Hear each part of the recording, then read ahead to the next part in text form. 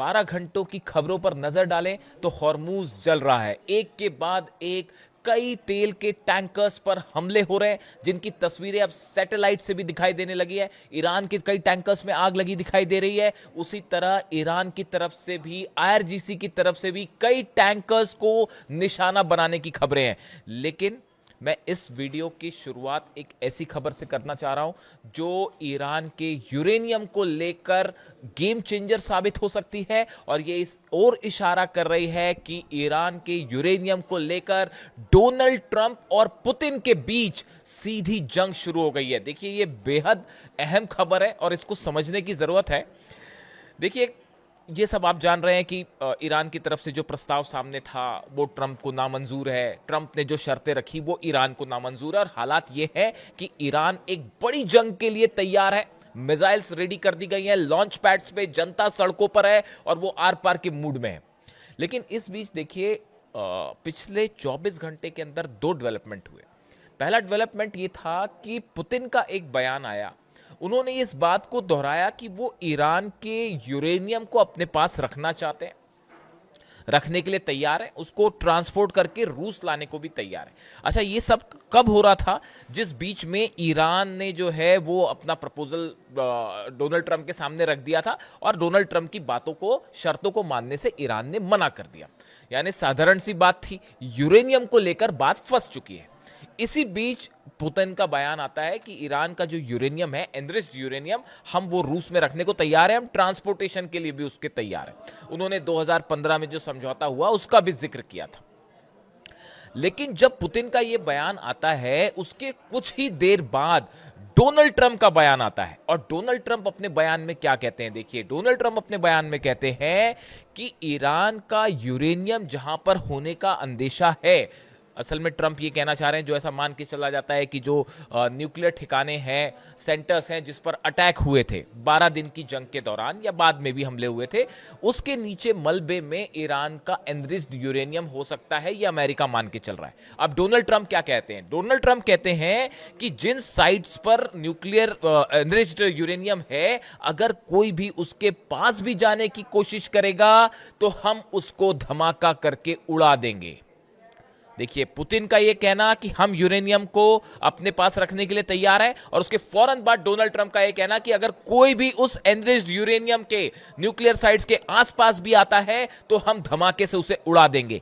क्या यह Donald Trump की सीधा धमकी थी पुतिन को?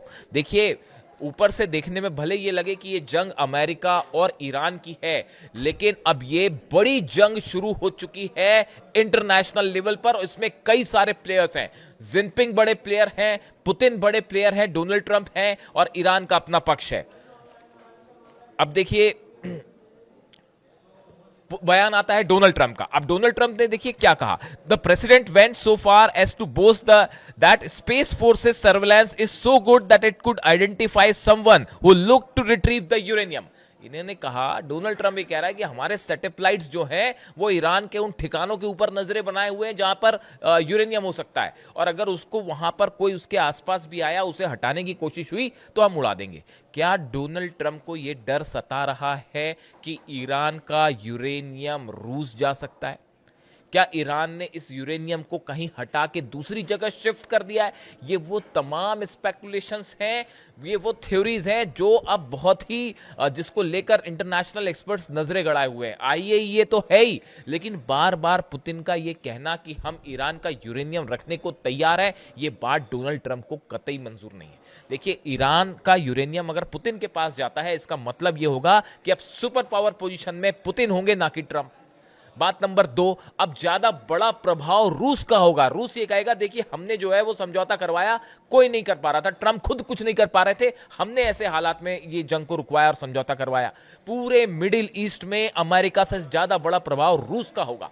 ना सिर्फ, चौथी बड़ी बात आप देखें, जितने अरब देश हैं उन सब पे पुतिन का रिलेशनशिप उन सब के साथ बेहतर होगी, ईरान के साथ तो है ही। यानी अगर ईरान का यूरेनियम, ये बात सिर्फ यूरेनियम और न्यूक्लियर बम की नहीं है, अगर ये यूरेनियम रूस पहुंच जाता है या रूस को देने का समझौता होता है, इसका मतलब अमेरिका की सुप्रीमेसी हमेशा के लिए खत्म। और मिडिल ईस्ट में तो वो हाल अमेरिका का जिसकी कोई हद नहीं। देखिए यही वजह है कि डोनाल्ड ट्रंप किसी भी सूरत में यूरेनियम को रूस के हाथों सौंपने के लिए तैयार नहीं होंगे। बात नंबर एक। अब देखिए दूसरी बड़ी चीज है, ईरान की तरफ से बात साफ कर दी गई है कि मैं आपको पहले ही कह रहा था कि किसी तरह की कोई डील नहीं हो सकती, ये सिर्फ टाइम बाइंग एक सिचुएशन है। अपने नफे नुकसान के हिसाब से डोनाल्ड ट्रंप कभी सीज फायर कर देते हैं, कभी शेयर मार्केट ऊपर बढ़ाना हो तो बयान दे देते हैं कि अच्छी बातचीत चल रही है, और फिर कभी जो है जरूरत पड़ी तो धमकी देने लगते हैं। तो ये सिर्फ जो है अपने फायदे नफे नुकसान के मुताबिक वो अपने बयान दे देते। मैंने आपको पहले से ही कहा था कोई डील नहीं होगी। आपको ईरान की जनता का मूड समझना होगा। ईरान की जनता, आप सड़कें देखिए वहां की, रात को क्या हाल होता है। बीती रात लाखों लोग, हर रात की कहानी है, लाखों लोग सड़कों पे आते हैं, और ऐसा गुस्सा मैंने, आप देखें बड़ी बड़ी रेवोल्यूशंस जो होती हैं उस समय ये सिचुएशन होती है। अगर आप दुनिया की बड़ी बड़ी रेवोल्यूशंस की बात करें, रशिया की, फ्रांस की, तब आपको ऐसे नज़ारे देखने को मिलते हैं जैसे ईरान में जो लोगों का गुस्सा है, और सबके सब अपनी सेना के साथ ऐसी मजबूती से खड़े हैं जैसे पहले कभी ना हो। यानी देखिए जो खबरें थी प्रदर्शन सरकार के खिलाफ, वो सब खत्म हो चुके हैं। अब आप देखिए वहां की जो ग्राउंड रियलिटी है, ईरान का बच्चा बच्चा एकजुट हो रखा है और अपनी सेना के साथ खड़ा हुआ है। यानी ईरान की जनता कतई इस मूड में नहीं है कि किसी तरह की डील हो। अब हॉर्मुज में आ जाइए आप। हॉर्मुज में ईरान के कई जहाजों पर हमले हुए हैं जिनकी तस्वीरें सैटेलाइट से दिखाई दे रही हैं। खार्ग आइलैंड के पास बड़े हिस्से में समंदर में तेल फैल चुका है, इसकी तस्वीरें सैटेलाइट से दिखाई दे रही हैं। अमेरिका के कई जहाजों पर हमले हो रहे हैं, अब इसका अनाउंसमेंट भी नहीं हो रहा। देखिए पहले तो अनाउंसमेंट हो रहे थे, लेकिन अब हालात ये हैं कि आरजीसी की तरफ से जो हमले हो रहे हैं, कहीं कोई क्लेम नहीं है, बस हमले चल रहे हैं। और अमेरिका के जहाजों को भी लगातार नुकसान हो रहे हैं। कई ड्रोन्स ईरान में घुसने की कोशिश की है, कई ड्रोन्स ने बीती रात उनको सीधा ईरान ने अपने डिफेंस सिस्टम से तबाह कर दिया है। यह हाल पूरे उन द्वीपों का भी है जिनके आसपास जो है जंगी जहाज खड़े हुए हैं। यानी आप देखिए पूरे मिडिल ईस्ट में ईरान के आसपास वो हालात हैं जो सिर्फ इस ओर इशारा कर रहे हैं कि यहां से बड़ी जंग के अलावा और कोई रास्ता नहीं है। अब देखिए इसके अलावा दो तीन अहम बड़ी खबरें हैं। एक तो ईरान और रूस के विदेश मंत्री भारत आ रहे हैं। ब्रिक्स समिट में विदेश मंत्रियों की बैठक होनी है। इसमें हिस्सा लेने के लिए नई दिल्ली आ रहे हैं अब्बास अराक्ची साहब और रूस के विदेश मंत्री लावरोव। देखिए अब्बास अराक्ची साहब को पहले भी भारत आना था, लेकिन जंग की वजह से वो नहीं आ पाए। वो बायलैटरल मीट थी, बायलैटरल दौरा होना था वो दोनों देशों के बीच में, लेकिन अब ये ब्रिक्स की समिट के लिए आ रहे हैं। लेकिन अब्बास अराक्ची का भारत आना स्पेकुलेशन है इस बात के लिए कि भारत में रूस और ईरान के दोनों के विदेश मंत्री के होने के बाद भारत की ऑयल पॉलिसी, कैसे ऑयल इंपोर्ट किया जाए, कौन सा एक ऐसा रास्ता बनाया जाए जहां पर बिना किसी विवाद के जो है वो ऑयल सप्लाई भारत के लिए जारी रहे, ईरान से इस बारे में बड़ी चर्चा हो सकती है। रूस के विदेश मंत्री भी यहां मौजूद रहेंगे, लावरोव। यानी एक बड़ा स्टैंड तैयार हो सकता है क्लैरिटी के साथ कि आने वाले दिनों में कैसे ईरान का तेल भारत पहुंचे और कैसे रूस का तेल भारत पहुंचे। देखिए ईरान को इस समय सबसे ज्यादा जरूरत है, अपना ऑयल रिजर्व उसके फुल हो रहे हैं। मैंने आपको पहले बताए थे ज्यादा से ज्यादा ऑयल जो है ईरान एक्सपोर्ट करना चाह रहा है और सबसे बड़े बायर्स में से एक जो है वो भारत है इस समय।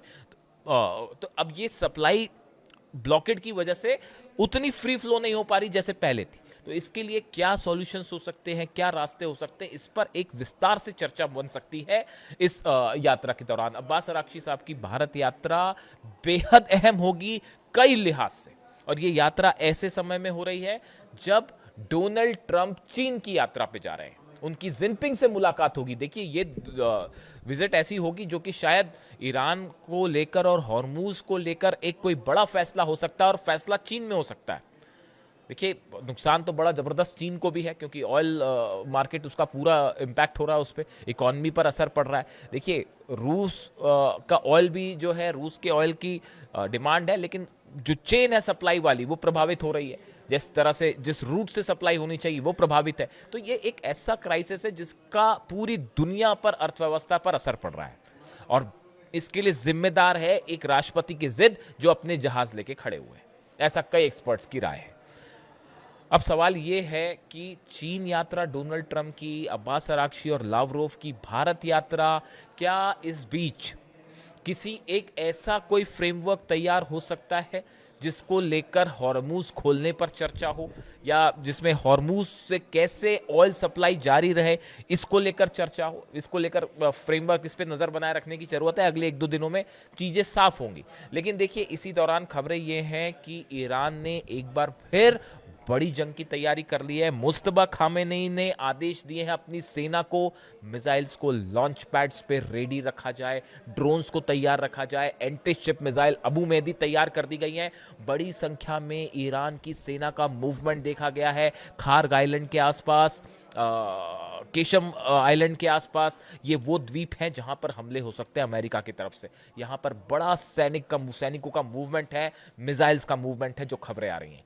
यानी हॉर्मूज एक बार फिर बड़ी जंग की तरफ आगे बढ़ रहा है। और इस बार शायद देखिए, 2 खबरें हैं ईरान से। एक तो मुस्तबा खामेनी, सुप्रीम लीडर ईरान के, उन्होंने अब कमान अपने हाथ में ले ली है। उनको लेकर तमाम खबरें थी कि वो उन पर हमला हुआ है, उसके बाद से वो घायल है। लेकिन अब जो खबरें हैं वहां से कि उनकी हालत अब कहीं बेहतर है, वो तेजी से स्वस्थ हो रहे हैं और अब उन्होंने सेना के ऑपरेशन को अपने हाथ में ले लिया है। अहमद वाहिदी साहब जो सेना अध्यक्ष हैं, सेना प्रमुख हैं आरजीसी के, उनके बीच में, मुस्तबा खामेनी के बीच में और अब्बास अराक्ची साहब, ये तीनों सेंटर्स में बहुत अच्छा कम्युनिकेशन है, बहुत अच्छा तालमेल है। और अब जितने फैसले हो रहे हैं वो इन 3 ध्रुवों के बीच में हो रहे हैं। और अब्बास अराक्ची भारत के दौरे पे आ रहे हैं। निश्चित रूप से भारत और ईरान के रिलेशनशिप के लिए ये बड़ा दौरा होगा, इस पे नजरें बनाए रखने की जरूरत है। लेकिन हॉर्मूज में तनाव अपने चरम पर है और लगातार, देखिए, सीजफायर है लेकिन वो सीजफायर नाम का रह गया है। ऐसी कोई रात नहीं जा रही जब हमले ना हो, जब ईरान पे ड्रोन ना घुसते हो, ईरान का डिफेंस सिस्टम एक्टिव ना होता हो, खार्ग आइलैंड के आसपास हॉर्मूज में किसी जहाज पर हमला ना होता हो और ईरान की सेना पलटवार ना करती हो। कई अमेरिका के जहाजों पर फायरिंग की खबरें हैं और ये अब ये हालात आ गए कि कोई इसे क्लेम भी नहीं कर रहा। ऐसे में जो यूएई पर हमले हुए, कतर पर हमले हुए, कुवैत पर हमले हुए, ड्रोन स्ट्राइक जो हो रही है लगातार, ये कहां से हो रही हैं, ये भी अपने आप में एक सवाल है। कहा तो ये भी जा रहा है कि इजराइल ने जो अपना सीक्रेट एक बेस बना रखा है इराक में, वहां से टेक ऑफ होके ये हमले हो रहे हैं। और गौर करने वाली बात है कि हमले ड्रोन्स के हैं, बैलिस्टिक मिसाइल्स के नहीं है। अगर बैलिस्टिक मिसाइल के हमले होंगे तो सैटेलाइट कहां से उसको तुरंत ट्रैप कर देगा कि भाई कहां से मिसाइल फायर की गई। लेकिन हमले हो रहे हैं ड्रोन से, क्योंकि ड्रोन को ट्रैक करना थोड़ा मुश्किल होता है। तो अब इस लिहाज से हॉर्मूज जल रहा है, भयंकर जंग की तरफ मामला आगे बढ़ गया है। और डिप्लोमेसी के हिसाब से 2 अहम दौरे, डोनाल्ड ट्रंप का चीन दौरा, हमारी नजरें रहेंगी इसमें क्या होने वाला है, और दूसरा अब्बास अराक्ची और लावरोव जो रूस के विदेश मंत्री हैं, उनका भारत दौरा। जो भी अपडेट होगा इन सभी खबरों से जुड़ा मैं आप तक पहुंचाऊंगा। कमेंट करके बताइए वीडियो कैसा लगा। Thank you so much.